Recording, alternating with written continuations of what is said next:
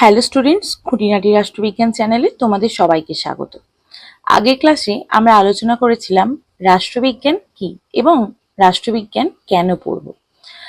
আজকের ক্লাসে আমরা জানব তিনটি অত্যন্ত গুরুত্বপূর্ণ বিষয়: রাষ্ট্র কি, রাষ্ট্রের চারটি উপাদান কি এবং রাষ্ট্র ও সরকারের মধ্যে পার্থক্য কি। চলো প্রথমেই আসি রাষ্ট্র কি। যদি সহজ ভাষায় বলি, রাষ্ট্র হলো এমন একটা রাজনৈতিক সংগঠন যেখানে একটি নির্দিষ্ট ভূখণ্ডে বসবাসকারী জনগণ একটি সার্বভৌম সরকারের অধীনে পরিচালিত হয়। একটু টাফ হয়ে গেল, চলো আরো সহজভাবে বলি। আমরা সবাই ভারতের নাগরিক। আমরা ভারতের একটি নির্দিষ্ট ভূখণ্ডে বসবাস করি। আমাদের একটি সরকার আছে এবং ভারত একটি স্বাধীন ও সার্বভৌম দেশ, তাই ভারত একটি রাষ্ট্র। এবার প্রশ্ন হলো, এই রাষ্ট্র বা একটি যে কোনো রাষ্ট্র গঠনের জন্য কি কি দরকার? রাষ্ট্রবিজ্ঞানের মতে রাষ্ট্রের চারটি মৌলিক উপাদান রয়েছে। প্রথম উপাদানটা কিন্তু খুবই গুরুত্বপূর্ণ। প্রথম উপাদানটি হলো জনগণ। আচ্ছা, জনগণ ছাড়া কি কখনো একটা রাষ্ট্র কল্পনা করা যায়? যায় না, কারণ রাষ্ট্র মানুষেরই জন্য এবং মানুষের দ্বারাই রাষ্ট্র গঠিত হয়। যদি কোনো ভূখণ্ডে মানুষই না থাকে, তাহলে কি সেখানে রাষ্ট্র গঠন সম্ভব হয়? নিশ্চয়ই না। আচ্ছা চলো, দ্বিতীয় উপাদান হচ্ছে নির্দিষ্ট ভূখণ্ড। রাষ্ট্রের একটি নির্দিষ্ট সীমানা থাকতে হবে। যেমন ভারতের নিজস্ব ভূখণ্ড আছে, আবার যদি দেখি তাহলে বাংলাদেশেরও নিজস্ব ভূখণ্ড আছে। অর্থাৎ কোনো নির্দিষ্ট ভূখণ্ড ছাড়া রাষ্ট্রের অস্তিত্ব সম্ভব নয়। তৃতীয় উপাদান হচ্ছে সরকার বা গভর্নমেন্ট। একটু আগেই তোমরা দেখেছো সরকার কি। সরকার হচ্ছে রাষ্ট্র পরিচালনার যন্ত্র। আইন তৈরি করা, আইন প্রয়োগ করা এবং প্রশাসন পরিচালনা করা, এই সমস্ত কাজই করে হচ্ছে সরকার। আচ্ছা ধরো, আমরা সকলেই তো একটা ছোটবেলা থেকে স্কুলে পড়াশোনা করেছি। সেই স্কুলটাকে পরিচালনা করে কে? কোনো একজন হেডমাস্টার বা হেডমিস্ট্রেস। ঠিক তেমনি এই গোটা রাষ্ট্রটা পরিচালনা করার জন্য দরকার হয় বা প্রয়োজন হয় একজন সরকারের।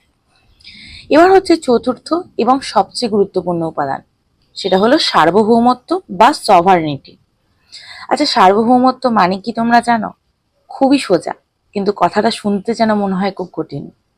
সার্বভৌমত্ব মানে হলো সর্বোচ্চ ক্ষমতা, অর্থাৎ রাষ্ট্র নিজের সিদ্ধান্ত নিজেই নিতে পারবে, অন্য কোনো রাষ্ট্রের অধীনে থাকবে না।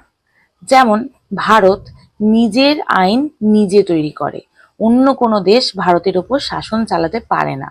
এটাই হলো সার্বভৌমত্ব। তাহলে আমরা কি দেখলাম? রাষ্ট্রের চারটি উপাদান কি কি? নাম্বার 1 জনগণ, নাম্বার 2 নির্দিষ্ট ভূখণ্ড, নাম্বার 3 সরকার, নাম্বার 4 সার্বভৌমত্ব। এবার আসি আমরা লাস্ট বিষয়তে, রাষ্ট্র এবং সরকারের পার্থক্য। আমরা অনেকেই ভাবি রাষ্ট্র এবং সরকার হয়তো একই জিনিস, কিন্তু বাস্তবে কি সেটা এক? না। কেন এক নয়? কারণ দেখো, রাষ্ট্র হচ্ছে একটা স্থায়ী প্রতিষ্ঠান আর সরকার হলো রাষ্ট্র পরিচালনা করার জন্য একটা অস্থায়ী সংস্থা। এর মানে কি নিশ্চয়ই বুঝতে পারোনি। চলো আমরা এক্সাম্পল দিয়ে পড়ি। যদি আমরা ভারতকে দেখি, ভারত হচ্ছে একটা স্থায়ী রাষ্ট্র, কিন্তু নির্বাচন হলে সরকার চেঞ্জ হতে পারে।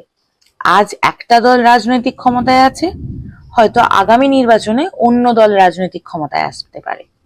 অর্থাৎ সরকার বদলাতে পারে, কিন্তু ভারত রাষ্ট্র হিসেবে একই থাকবে। আরো যদি আমরা ইজি ভাবে বলি, তাহলে রাষ্ট্রকে যদি আমরা গাড়ি হিসেবে ধরি, আর সরকার হবে তখন সেই গাড়ির ড্রাইভার। অর্থাৎ ড্রাইভার কিন্তু পাল্টাতে পারে, কিন্তু গাড়িটি একই থাকবে। সুতরাং রাষ্ট্র ও সরকারের মধ্যে প্রধান পার্থক্য হলো রাষ্ট্র স্থায়ী, কিন্তু সরকার পরিবর্তনশীল। সুতরাং আজ আমরা কি কি জানলাম? আজ আমরা জানলাম রাষ্ট্র কি, রাষ্ট্রের চারটি উপাদান কি এবং রাষ্ট্র ও সরকারের মধ্যে পার্থক্য কি। পরবর্তীকালে আমরা আরো 3টি গুরুত্বপূর্ণ বিষয় আলোচনা করে আমরা প্রথম পর্যায়ে সমস্ত টপিক শেষ করব। ভিডিওটি যদি ভালো লাগে তাহলে অবশ্যই লাইক, শেয়ার এবং সাবস্ক্রাইব করে দিও। ধন্যবাদ, ভালো থেকো, দেখা হচ্ছে পরবর্তী ভিডিওতে।